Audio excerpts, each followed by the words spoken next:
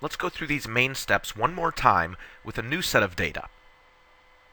Going back to the Bureau of Labor Statistics website, I found information about the price of a pound of tomatoes. I chose information for the same time period, from January 1980 through December 2012.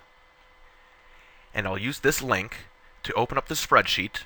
I'm going to copy the information that I need for these nominal prices and paste them into the spreadsheet that we're currently using.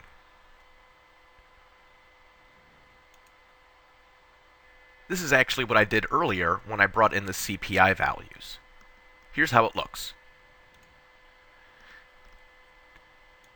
I'm going to open my tomato prices. I want to select all of these nominal values, so I'm going to click on box D9 where I have the title value, and then I will drag this entire column of data. I'm dragging all the way down to the bottom. It's about cell 400 if I remember. So I want to copy this,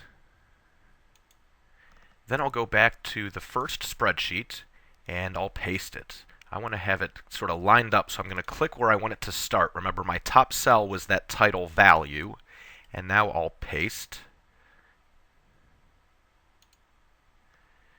And those are the tomato prices. So let me add a couple of titles now.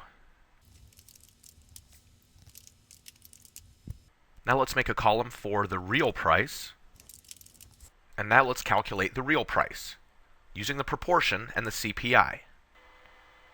Going back to these proportions that we used shows us that the operations we need were take the old price, multiply it by the 2012 CPI, and divide by the old CPI. We'll click the first cell where we want to type in this formula. In the formula bar or input line, make sure you start with the equals because it's a formula. We want to take the nominal price, which is in cell I-10. We want to multiply by the December 2012 CPI. I think I remember it was an F405, but let's take a quick look just to make sure. CPI is right here in cell F405. And remember, we don't want that cell to move, so use the dollar signs in front of the letter and the number, because we always want to be multiplying by that December 2012 CPI, so we always want it to go find F405. If we don't have those dollar signs, then as it moves down the rows from F405 to F406 to 407, and that's not where we want it to go. Okay, we got the multiply by December 2012 CPI, and now divide by this current CPI. Current meaning the row that we're working on. So right here in F10.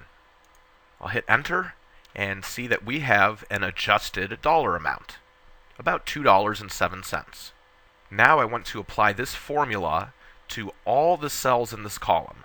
I'm going to click on the cell where we put our formula, move your pointer until it's right on this square in the corner and the cursor turns into a little plus sign, and now I'm going to click and hold and drag it all the way down.